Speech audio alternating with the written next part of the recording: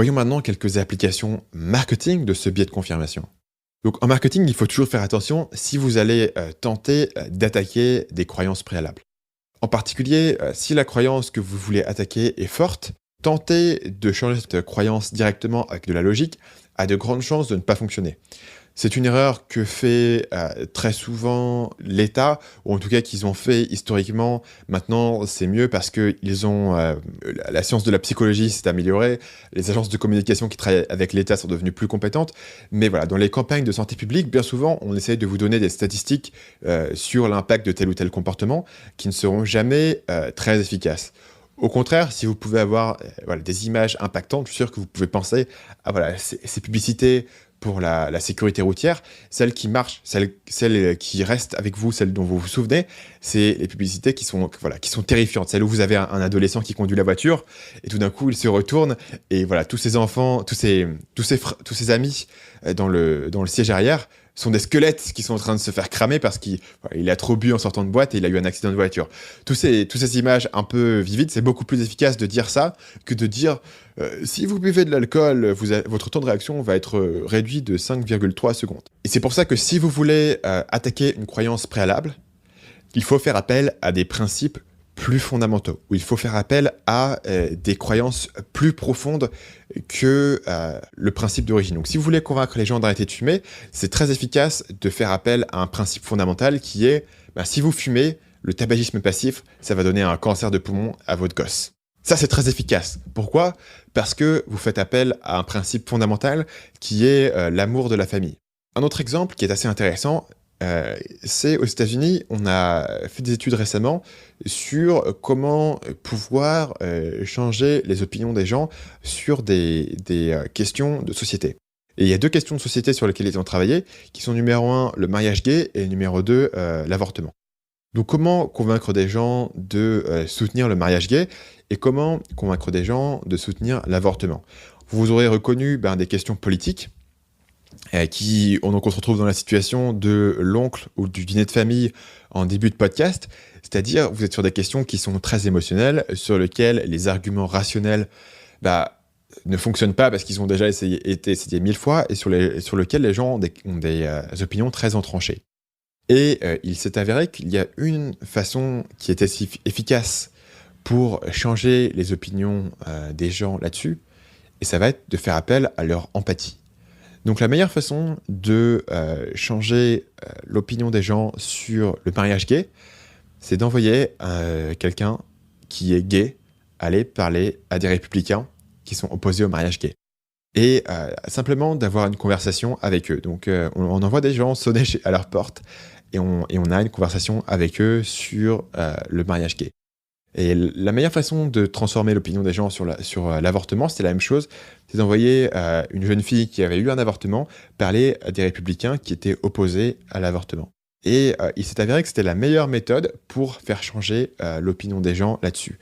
Pourquoi ? Parce que tant que vous cantonnez à des arguments rationnels ou à des arguments moraux, vous allez uniquement renforcer le biais de confirmation et vous allez uniquement permettre aux gens de s'entrancher dans leur position actuelle. Mais si vous faites appel à leur empathie, si vous leur montrez pour la première fois une image humaine, une image individuelle, une image anecdotique de l'impact que leur opinion peut avoir, ou de l'impact que certaines positions politiques peuvent avoir, les études ont montré que ça, c'était une façon très efficace de changer les opinions des gens. Et on a montré en particulier que le plus efficace n'était pas de demander à l'intervenant de faire des arguments, mais uniquement d'avoir une conversation sur les expériences humaines. Et ça, c'est quelque chose qui s'applique directement au marketing, et qui d'ailleurs, dans le domaine politique, ces expériences-là ont été faites depuis les années 2010. Dans le domaine marketing, c'est quelque chose qu'on fait depuis toujours, c'est-à-dire que si vous voulez vendre des alarmes, la meilleure façon de vendre des alarmes pour les cambriolages, c'est d'aller voir quelqu'un et leur dire, vous avez... votre voisin ou la personne dans votre quartier, là, a été cambriolé. Voilà ce qui leur est arrivé, voilà à quel point ils ont été traumatisés, voilà tout ce qui leur a été volé. Et en plus, on leur a volé les bijoux de famille, et c'est vraiment irremplaçable, etc. Est-ce que vous voulez acheter une alarme ? Si vous prenez cet angle de l'anecdote, de l'empathie, les gens vont avoir des chances beaucoup plus importantes d'acheter votre alarme. L'autre application dont je ne vais pas trop parler maintenant parce que le podcast est déjà suffisamment long et j'en ai déjà parlé dans un podcast précédent, c'est toutes les applications du principe de cohérence. C'est-à-dire mettre en place votre business de façon à convaincre les gens de commencer à croire une certaine croyance. Puisque à partir du moment où vous avez permis aux gens d'adopter une certaine croyance, même de façon très légère, ils vont eux-mêmes trouver des raisons de renforcer cette croyance. Encore une fois, j'ai fait un podcast entier dans ma fameuse série sur influence et manipulation qui s'appelle Le principe de cohérence. Si vous ne l'avez pas écouté, je vous encourage à aller le réécouter. Ou aller l'écouter pour la première fois. Si vous l'avez déjà écouté, ça peut valoir le coup d'aller le réécouter, puisque ça va vous montrer encore plein d'autres idées sur comment appliquer ce principe du biais de confirmation. Si on sort un peu du domaine marketing, d'un point de vue business et personnel, c'est très utile pour vous d'être conscient de ce biais de confirmation, d'être conscient du fait qu'une fois que vous avez établi des croyances, vous allez automatiquement chercher des raisons de les confirmer.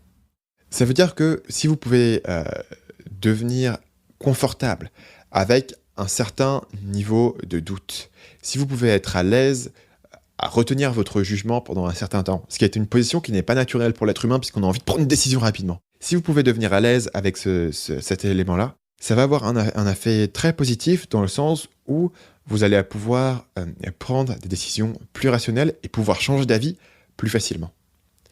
L'autre élément, c'est que quand vous essayez de réfléchir à une croyance, de réfléchir à est-ce qu'il faut faire l'option A ou l'option B, c'est de toujours chercher à invalider vos conclusions. Puisqu'on a vu tout à l'heure que la plupart des gens, ou en tout cas la tendance naturelle de l'être humain, c'est de chercher les preuves qui soutiennent nos croyances. Et on a tendance à ne pas chercher les preuves potentielles qui peuvent invalider notre croyance. Et donc du coup, c'est beaucoup plus facile de se convaincre quand on n'a qu'une partie de l'argument. Le conseil que donne Munger, qui est donc encore une fois l'investisseur de génie dont j'ai parlé tout à l'heure, le conseil de Munger, c'est de dire, si vous voulez avoir une opinion, la meilleure chose à faire, c'est de pouvoir expliquer les arguments du côté opposé à votre opinion mieux que eux-mêmes peuvent l'expliquer. En d'autres termes, si vous voulez monter un business où, disons, vous allez transférer la médecine sur Internet, donc vous montez un business médecinenligne.com et vous êtes convaincu que dans le futur, tout le monde fera de la médecine sur Internet et qu'on n'ira plus chez le médecin que dans les cas très graves, s'il faut aller à l'hôpital, etc.